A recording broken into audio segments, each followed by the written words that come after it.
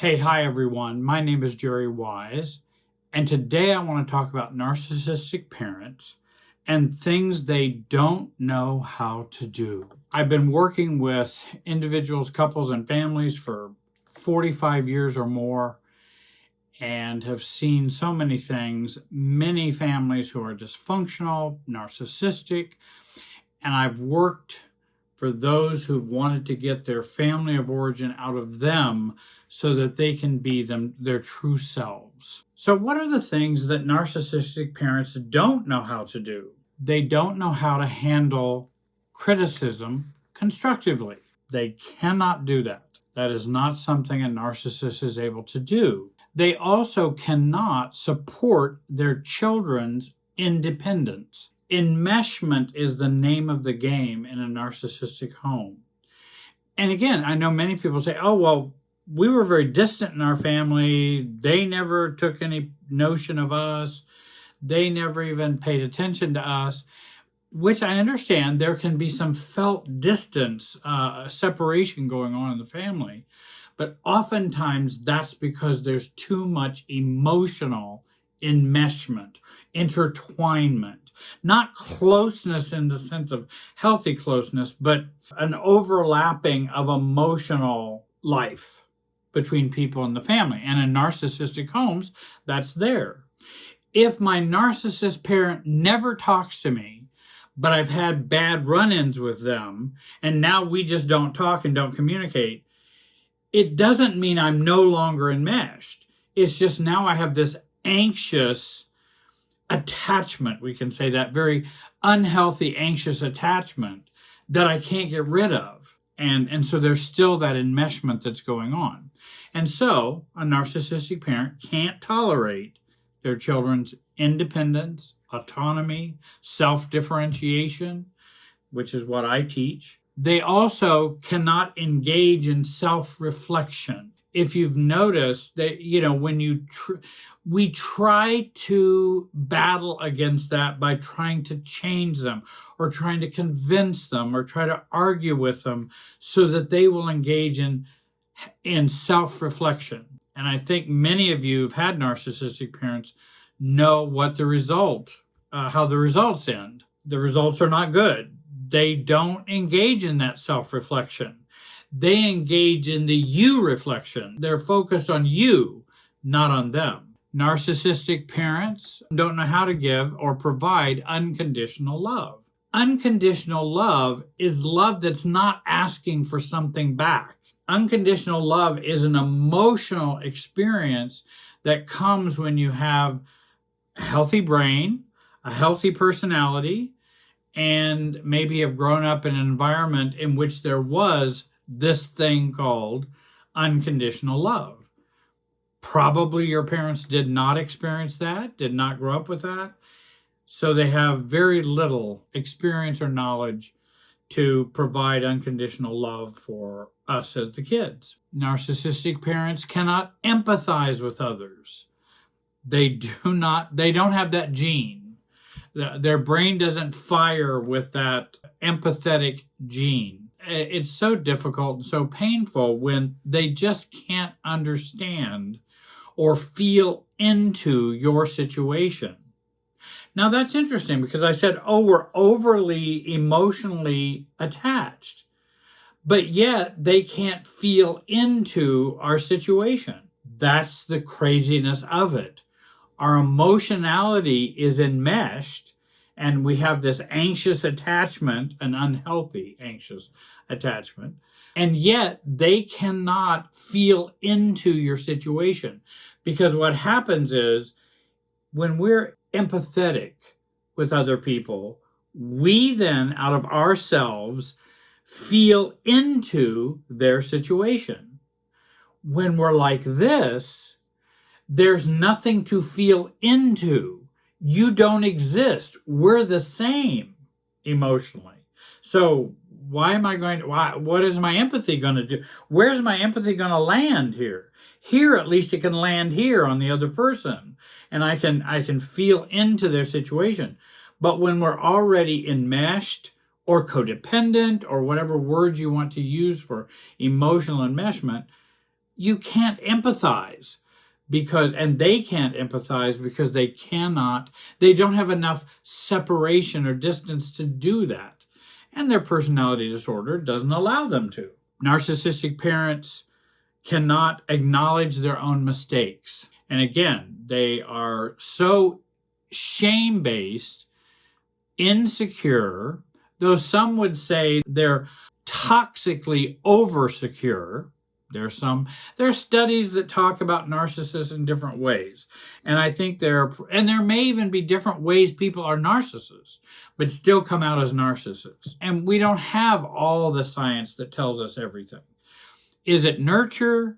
Is it nature? Is it everything in this world that we live in is nurture and nature?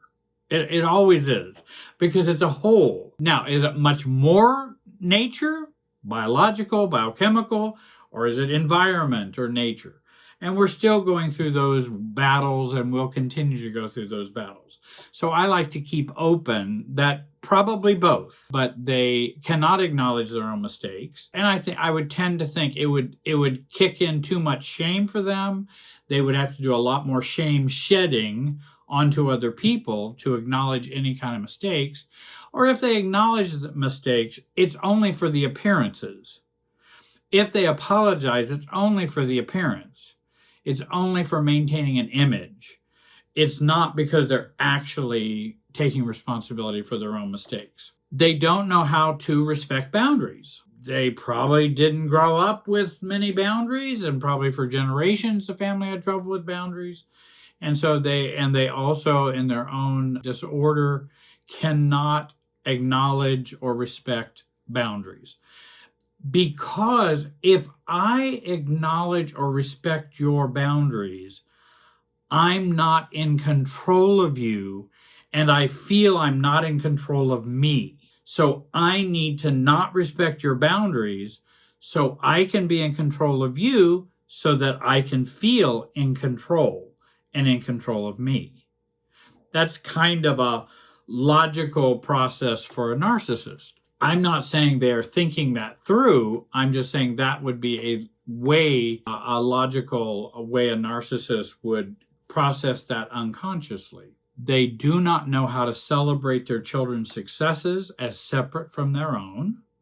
And again, you are me, I am you in a narcissistic world and with a narcissist. There's no separation between us. I am you and you are me. And I'm the older, or I'm the parent, or I'm the one in control. And so I cannot celebrate your successes apart from their own. Whatever you do, it's because who I was for you as a parent. Whatever that was. I have to take some credit for that. They cannot recognize and admit their own vulnerabilities. Narcissists cannot be vulnerable. Only unless it's to project an image or to look good. Because they have learned, when you do this, people see you more favorably. Not because they truly feel it. It's because they are just saying, this is what you do to get the approbation or acceptance of others. But it's not that they feel it and can admit their own vulnerabilities. And many of them don't feel they have any vulnerabilities to admit. Basically, they're perfect and all the world is not. They are superior and everyone else is inferior. And so why would I need to recognize my vulnerabilities when everyone is much more messed up than I am? They don't know how to offer genuine apologies. The apologies. And I'm sure you've heard them. They may have even given them. There's some that have never given an apology. I know many parents never gave apologies. I know in my own case with my mother, I got a genuine apology from her when she was like 91, and I almost fell over and fainted because it had some genuineness to it, and it had nothing to do with taking anything from me. And I saw that as a minor victory at that point. But apologies are just not either warranted, they believe. They're not warranted. Or I cannot stoop that low to apologize to you. And actually, most everybody in the world should be apologizing to me says the narcissist. Those are some of the things that we know narcissistic parents don't know how to do. Often we believe we are much more unlike them than we are. There's more freedom and growth if you can accept that you're more like them than less like them. Now wait, let me explain that to you. I don't say that to shame you. I say that to empower or direct you. And when I say you're more like them than you know, it doesn't mean you're a narcissist like them. It doesn't mean you're a narcissist. So I don't mean that. I'm talking about the very, very universals underneath the emotional system, which has been programmed, and that those programs come out in a different way for us. But they're still a part of this crazy programming from our narcissistic parents. Let me give you a couple of examples. Our narcissistic parent could not handle negative criticism constructively. They would reject it, and they would also reject the person too. They reject the person and the criticism. Now you say, well, I don't do that. I'm not like them. But we experience negative criticism for us as shaming, and we may even distort the message that's being sent to us. Now, that's not narcissism, but it is an outgrowth from the narcissistic parent. They're broken and we're broken. They can't unbreak themselves. We can. And so, again, we will still have similar problems with negative criticism, only it'll be in a polarized way, which I'll come back. Let me give you a second example. We may argue my narcissistic parent could not empathize with others, but I'm not like them at all.